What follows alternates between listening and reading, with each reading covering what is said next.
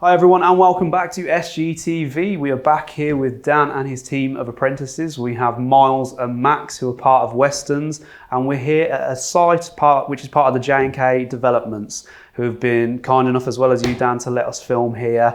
You've got 9 buildings, is that correct, on this site that you're working on? Yeah, 9, 7 in, 7, well 6 complete.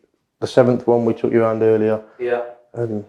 So we've been filming here. You've got some which aren't quite finished. You're in the second fix phase, and this one is all polished and clean. So we have done a tour video as well. So if you haven't seen that, please check on the channel, and you'll be able to see that one where Miles pretty much gives us a tour around the buildings and the kind of products we've been installing. But today we're going to be talking about apprenticeships, and we thought, since we've got 2 shiny examples here, we can ask the guys sort of first-hand knowledge of their experiences and of yours, Dan. So I think it'd be good to start with you. So you're quite a lot older than the guys here. A little bit, yeah, a little bit. So let's talk about your sort of route into the industry and see if it sort of differs from the guys here. Right, yeah, so I started over 15 years ago, my apprenticeship. I started testing. So day in, day out I was doing testing. And then I started to do install after, whereas these guys, they started on doing install, and they're both learning testing now. Both different. Obviously you get the skill of installing, but then you get the knowledge of testing. Whichever way around, I think it ends up the same. Yeah. And so how many years did you do? Was that college based or? Yeah, 3 years. It was through the same as these guys, through JTL. Okay. And so from there then, obviously you've come out, you've finished that. How did you get from there to running your own team? So after I finished that, I went on site, industrial, commercial mainly, for 10 years with a friend of mine. We worked together every day for about 10 years. Just before COVID hit, I set this up. We worked all through COVID. I had another guy working with me through that for probably about 1.5 years. Miles came on. He left. It was me and Miles for a bit. We've had subcontractors in and out as well. Yeah. Max joined, was it mid to late last year? October, late last year, yeah. Yeah. So what made you decide, your business is where it is, that you need not only 1 but 2 apprentices? Well, it started off with Miles and someone else. So I always enjoyed learning about electrical, and I enjoyed teaching it as well. I've taught quite a few people who've worked with me, so I just thought it was a good, getting the apprentices in. Yeah. Teaching them what I know, letting them learn for themselves as well through college and stuff. Yeah, that's literally where we are now. And how did you find Miles and Max then? Right, so Miles applied for a job that I posted online. We had quite a few CVs, we got it down to 2. He had an interview with us and stuff. My wife Sarah, she wanted him, she had a good feeling about him, but when I was looking at the CVs, I was more towards someone else. How does that make you feel, Miles? He knows. He tells me off all the time about it. I'm used to it. Yeah. He tells me off all the time about it. It's going to leave some damage at some point, isn't it? It's going to pop up later in life. I'll get my own back one day. Yeah. So anyway, we took them both on, and Miles survived. Yeah. What made Miles stand out more than the other person? I think the way he's picked it up and the way that he performs his work, he's actually really got a good attitude towards it and willingness to. Yeah, he's a good kid. Yeah, and that's what makes people stand out, isn't it? There's a lot to it. You can be the smartest, have all the best tools, but unless you're showing a willingness to, you need to be all round. You need to be all round. Exactly. So what about Max then? How did you end up with Max? Well, we took loads of work on, quite a lot of work. We've got subbies, and Miles mentioned that Max was at a firm that I actually used to work for years ago. I know that it's not a very nice firm to work for, so we could do with the help. I asked Miles to ask him. Yeah, he jumped on with us. Yeah. Was that an easy decision, Max? Yeah, definitely. Didn't blink an eye. So he wasn't a fan of the previous place? No, I was not a fan. So what drew you to, obviously Miles has, passed the olive branch out, but what was it that sort of made you want to come here and stay here? Just more down to earth, just have a laugh, get the job done. Taught me a lot more. Yeah. Yeah, it's just a nice environment to work in. So do you find that's a different sort of thing though? It goes from one thing, knowing what you're doing and doing the work, but is teaching something that came easy to you? Yeah, I think because I sort of, when I was doing my apprenticeship, I loved to learn it, and I did really enjoy it. So yeah, just the lads ask me. Sometimes we do quizzes in the van, don't we? I try and teach them whatever I can to make them the best that they can be. Yeah, it's something you enjoy doing, the teaching side. Yeah, rewarding. Yeah, definitely. And so you guys are both, what year are you in, Miles, then, of your apprenticeship? I'm in my second year of my apprenticeship now.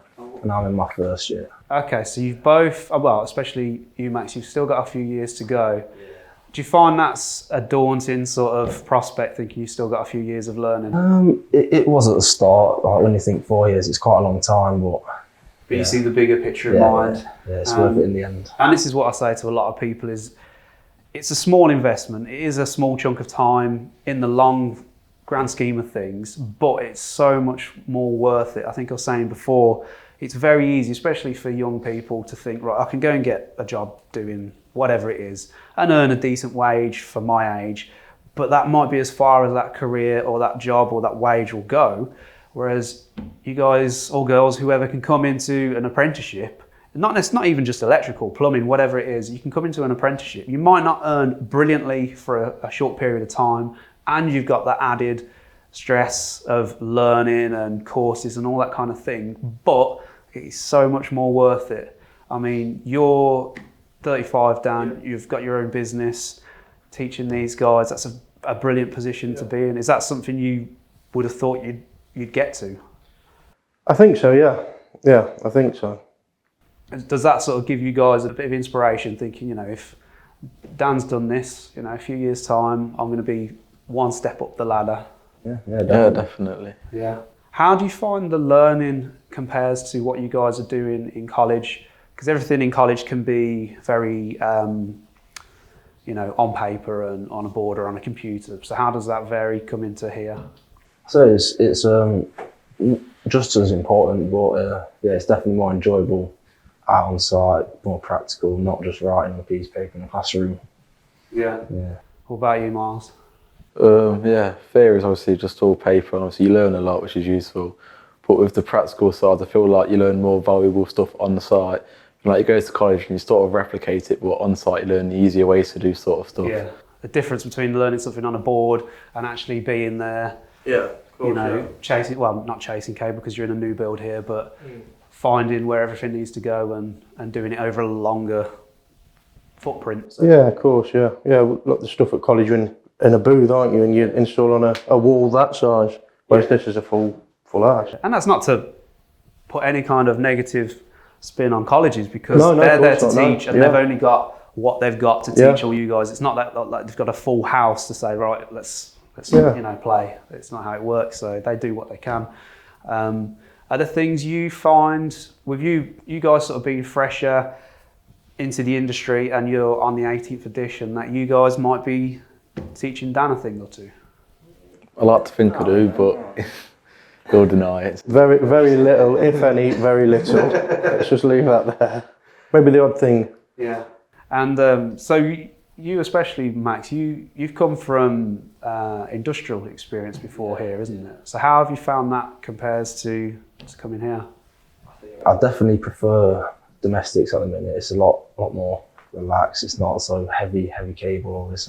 Because it's very physical, isn't it? Yeah, it's definitely very physical. Heavy cables, cable trays, and I know a lot of people that do it there. They love it, but it does look harder. Your scissor lift and things like that, and so much prefer coming here. I'd definitely like to get back into it, but yeah, I'm happy where I am right now. Okay. What about you, Miles? Do you think? Because are you just going to solely stick with domestic, or do you see? No. Yeah, I see. Because I did it for so many years, industrial. That's where we want to be, back on site, and also doing the stuff for companies like J&K and doing the new builds and stuff like that as well. Yeah. And J&K, they're the developers for this site who've involved. Well, they've been kind enough to let us come here, so big thank you to them. And you guys have been installing all of our products, so we won't go too much into depth with it. But what is it you've enjoyed about using our products, and why do you use our products? I just think all round they're a good product. The amount of sockets we've fitted over the years, we've never had a callback, not a single one. The switches, it's all easy to use. Spots, you know, the pendants, it's just all round good stuff. Yeah. It is. So you got the mode stuff here, which is, it's all antimicrobial, antiviral. So there's like a coating on that. So if you've got germs, bugs, it will kill that kind of thing. So one of the added features of that. It's all we fit, that is. Yeah. Yeah, it is all we fit. Especially, it's all I've seen on this development, isn't it? Yeah. And you've got the Omni spots there from Ovia. You've got the CTA switch. You can change the bezels on that as well. So that pretty much brings us to a conclusion of this episode. I want to thank you, Dan, for inviting us down here and showing us around the site, and especially to you lads for, you know, being so helpful. And Dan was saying how great you guys have been, even off camera, he said that. But it's a testament to not only Dan's teaching, but to you guys yourselves as well, because, you know, like you say, you're standing out from other people that are coming for these kind of jobs. You are the next generation of electricians, and with the UK having, you know, a skills shortage, apprentices, people hiring apprentices, that's what we need. And if we don't have that, then that industry could easily grind to a halt, and without that, we could be in a lot of mess. But it's good to know that you've got people like yourselves stepping up to the plate, filling those gaps, willing to learn, and, you know, making the industry proud. So I want to thank all of you for having us here today. It's been an absolute pleasure. As always, please make sure you like, subscribe, hit the notification button below. There is another video from us here with Weston's doing a tour around some of the buildings. So please keep an eye out for that one, and we will see you next time. Thank you.